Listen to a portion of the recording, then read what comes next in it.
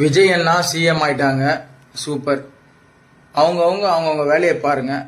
அவர் நம்ம நாட்டுக்கு என்னென்ன நல்லது பண்ணுமோ அவர் வேலையை நிம்மதியாக பார்க்க விடுங்க. எதுக்கு தேவையில்லாமல் இன்னமும் ரஜினி சார் எதுக்கு ட்ராவல் பண்ணிட்டு இருக்கீங்க? நீங்கள் எனக்கு ஒன்றும் புரியல. ரொம்ப அநியாயம் பண்ணுறீங்க. ட்ராவல் பண்ணால் என்ஜாய் பண்ணணும், சிரிக்கணும். அதை விட்டுட்டு மூஞ்சி சுழிக்கிற மாதிரி ட்ராவல் பண்ணக்கூடாது தலைவா. பார்க்குறவங்களுக்கு நான் வெறித்தனமான தளபதி விஜய் அண்ணா ஃபேன். சும்மா இப்போ முதலமைச்சர் ஆகிட்டாருன்னு சொல்லிட்டு சும்மா பெருமை பேத்திக்கிட்டு ஷீனு போகிறதுக்கெல்லாம் சொல்லல. அதை எடுத்தேன் வீட்டில் இருந்து பழைய இதெல்லாம் தேடி. இதெல்லாம் விஜய் அண்ணாவே பார்த்துருப்பாரு, மறந்துட்டு இருப்பாரு. நீத்தேன் வந்தாய், பகவதி, இதெல்லாம் பல நூற்றாண்டுகளுக்கு முன்னாடி இதெல்லாம் எப்பயோ நம்மளுக்கே செம்ம காண்டாகுது. இந்த மூட்டை பாருங்க, நம்மளுக்கே செம்ம காண்டாகுது. இன்னொரு மூட்டை அங்கே இருக்குது.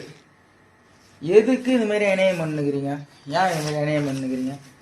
இன்னும் நிறைவேற்றிருந்தேன். சாதாரண தளபதி ஃபேன் கிடையாது. ஆனால் தளபதி இட்ஸ் பார்த்துக்குங்க. நம்ம சூப்பர் ஸ்டார் ரஜினி சாரும் ஒரு காலத்தில் இப்பயும் அவர் பயங்கரமாக தான் இருக்காரு. அப்போ பயங்கர பீக் டைம், வேற மாதிரி. ஹேட்டர்ஸே கிடையாது, யாருமே கிடையாது. தமிழ்நாடு உள்ள கையில் வச்சிருந்தாரு.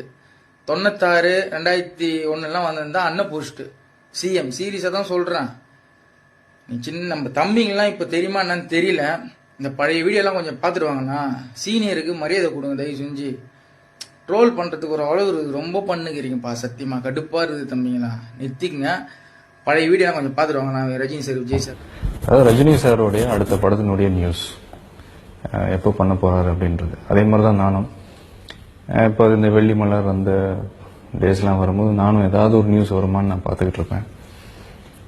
ஸோ சார், என்ன மாதிரி இருக்கிற எத்தனையோ ஃபேன்ஸ்க்காகவும்